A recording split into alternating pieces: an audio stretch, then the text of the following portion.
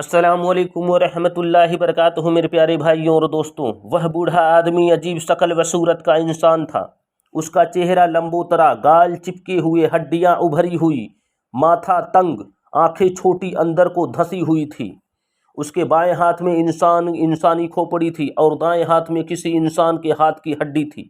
गले में हड्डियों का माला पहना हुआ था और कपड़ा पहनावा भी अजीब था। उसका एक लंबा जुब्बा था जिसके नीचे का हिस्सा ऊंट की ऊन का था, जिससे सर पर कंबल लपेटे हुए था। उसकी छोटी छोटी आंखें, भीतर को धसी हुई आंखें, चिंगारियों की तरह लाल लाल चमक रही थी। उस बूढ़े का नाम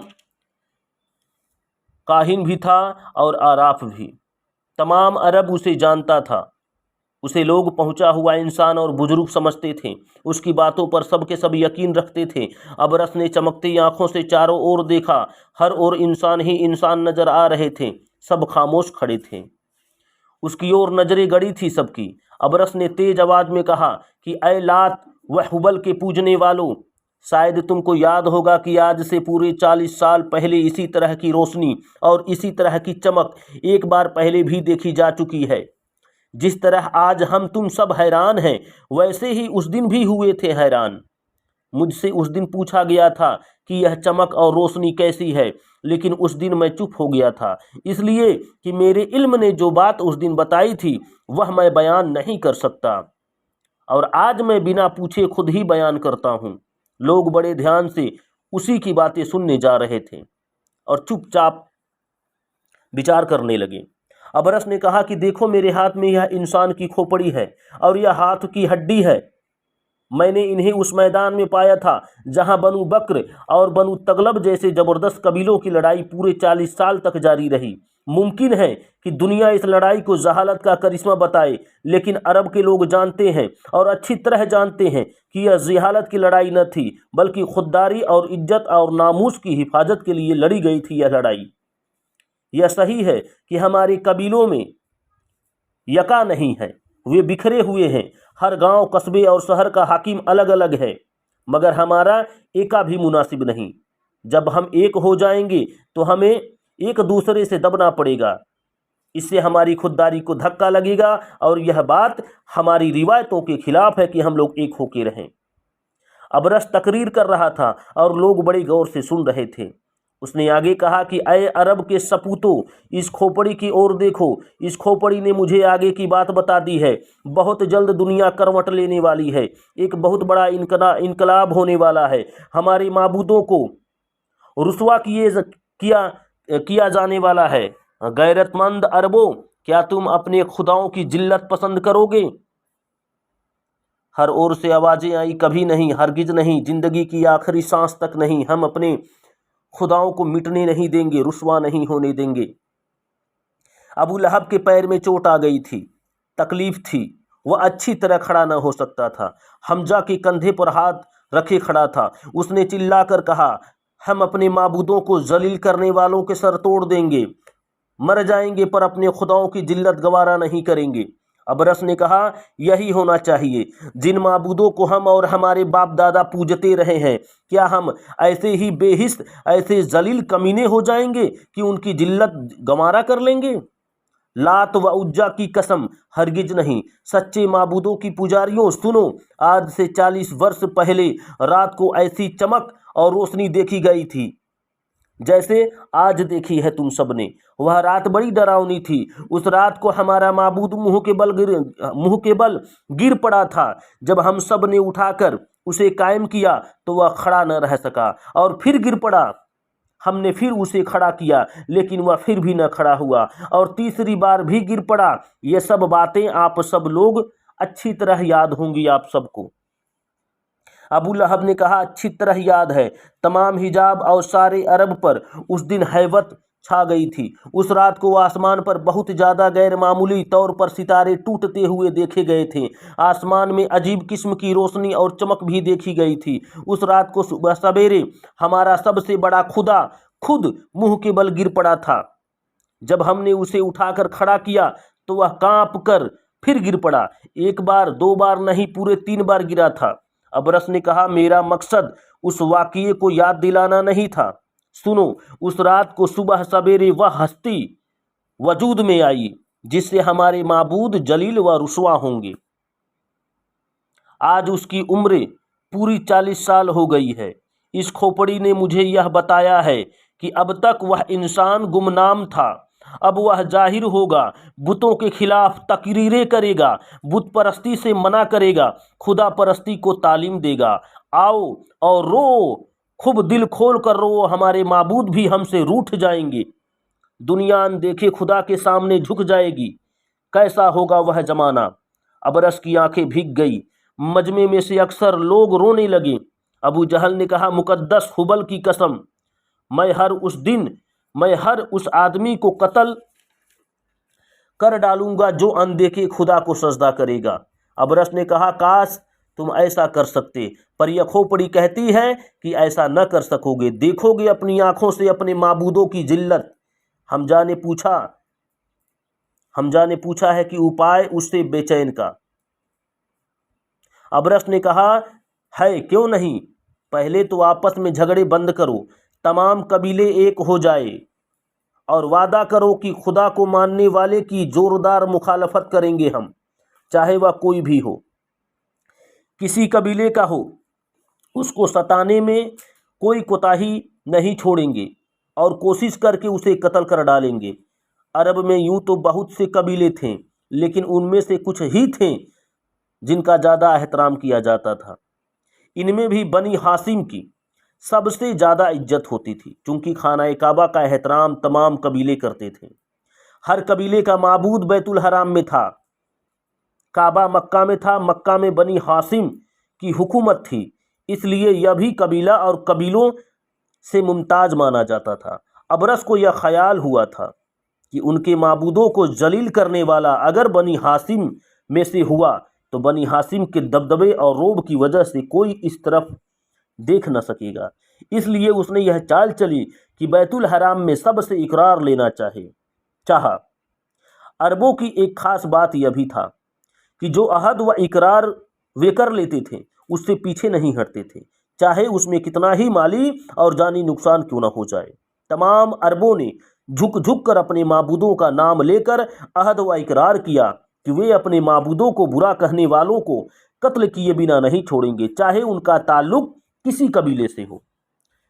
सबके बाद में अबू लहब ने कहा, काहिन, तुम शायद कबीला बनी हासिम की ओर इशारा कर रहे हो। मैं वादा करता हूं कि अगर ऐसा हमारे कबीले में होगा तो सबसे पहले मेरी तलवार उसके सर पर चमकेगी।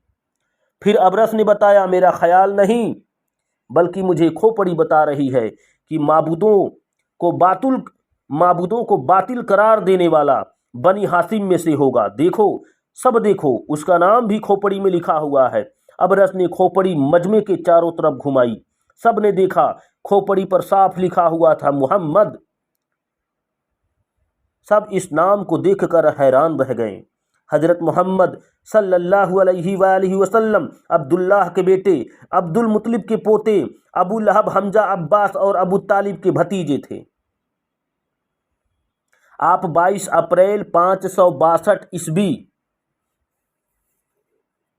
9 रबी उल अव्वल सन अमुल फिल सोमवार के दिन सूरज निकलने से पहले बहुत सवेरे पैदा हुए थे। आपकी उम्र 40 वर्ष थी।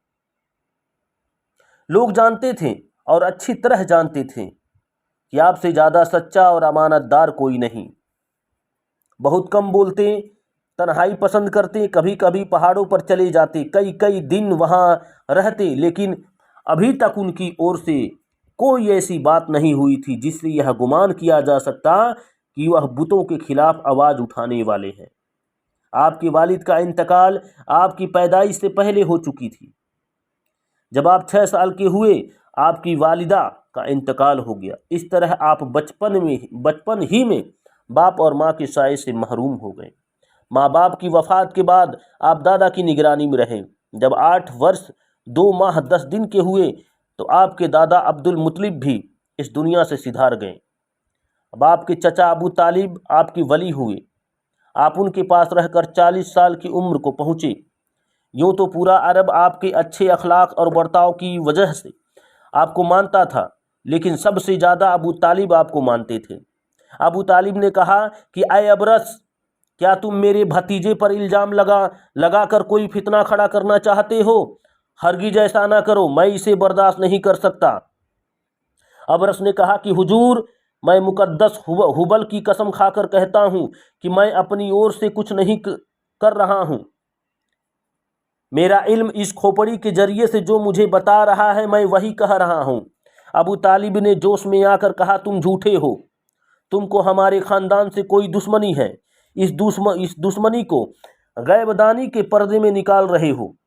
अबरस ने नरमी के साथ कहा कि मक्का के सरदार, मेरी यह हिम्मत नहीं कि हुजूर के ख़ानदान पर कोई इल्ज़ाम लगाऊं। हुजूर के ख़ानदान का पला हुआ हूँ, नमक खा रहा हूँ, मेरे दिल व दिमाग में दुश्मनी का ख्याल तक नहीं आ सकता। जरा सब्र कीजिए और देखिए खोपड़ी क्या कहती है। अबू तालिब खामोश हो गए।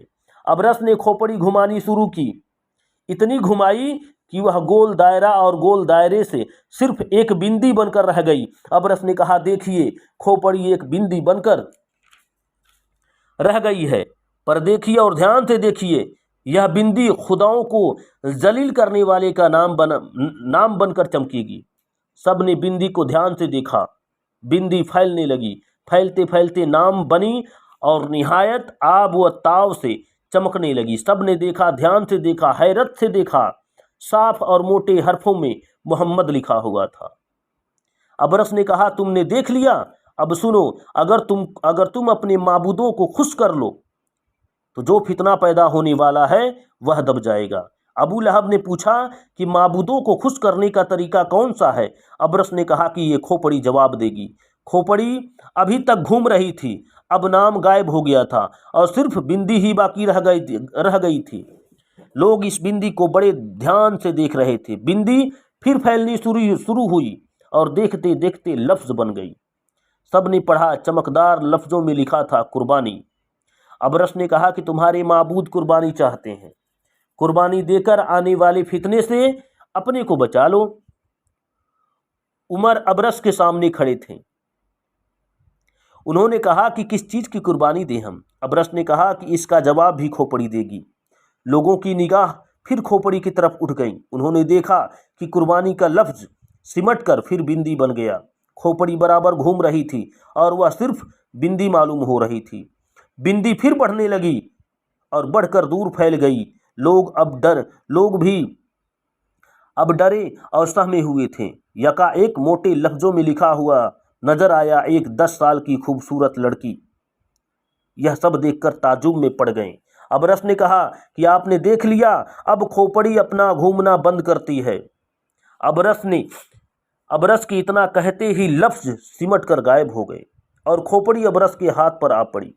अबरस ने खोपड़ी को बोसा दिया और आम लोगों को खिताब करके कहा कि मेरे इल्म ने मुझे यह बताया है कि वह आदमी अपने लड़की को कुर्बान करे जो पहले अपने 9 लड़कियों को जिंदा गाड़ चुका हो।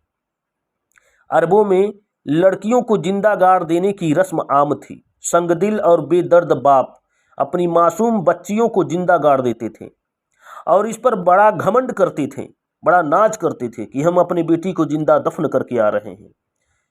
अक्सर लड़कियां तो पैदा होते ही कत्ल कर देते थे, जिंदा दफन कर दी जाती थी। पर कभी कभी ऐसा भी होता कि जब लड़की बड़ी हो जाती, मीठी बातें करने लगती, तो बेदर्द बाप पहले गड्ढा खोदाता और फिर लड़की को अच्छे कपड़े और जेवर पहनाकर बस्ती से बाहर ले जाता, उसको गड्ढे के किनारे पर खड़ा करके धक्का दे देता। लड़की चीखती चिल्लाती, खुशामदे करती, पर जालिम बाप उसकी आवाज़ पर तनिक भी ध्यान न देता, बल्कि ऊपर से ढेले मार मार कर मिट्टी डाल देता। इस तरह अपने कलेजे को जिंदा गाड़ देता और वापस लौट आता और इस संगदिल रस्म पर बड़ा घमंड करते थे लोग। अबरस की बात सुनकर एक अधेड़ उम्र का आदमी बोला, आज मैं पूरे फक्र से कहता हूं कि मैं अपनी 9 लड़कियों को जिंदा गाड़ चुका हूं। खुशकिस्मती से मेरी 10वीं लड़की भी मौजूद है। उसकी उम्र परसों 10 वर्ष की हो जाएगी, तब उसे दफन कर दूंगा। मैं दूंगा कुर्बानी। क्या वह लड़की कुर्बानी के लिए मुनासिब है? अबरस ने उस उस बद्दू को देखकर कहा कि कैसे तुम वाकई खुशकिस्मत हो कि अपनी 10 साल की बेटी को जिंदा दफन करके अपने माबूदों को खुश कर लोगे और तुम्हारे इस कारनामे पर दुनिया रश्क करेगी। कैस बिन आसिम का बनी तमीम कबीले से ताल्लुक था। वह बड़ा संगदिल था। अपनी 9 लड़कियों को जिंदा गाड़ देने के बावजूद वह 10वीं लड़की को जिंदा गाड़ देने पर तैयार हो गया था। उसने सीना फुलाकर कहा, परसों मैं अपनी लड़की को गाड़ दूंगा, बस्ती के बाहर लोग जमा हो जाएं। इस कुर्बानी के बाद कोई डर बाकी नहीं रहेगा। यह सुनकर लोगों को तसल्ली हुई।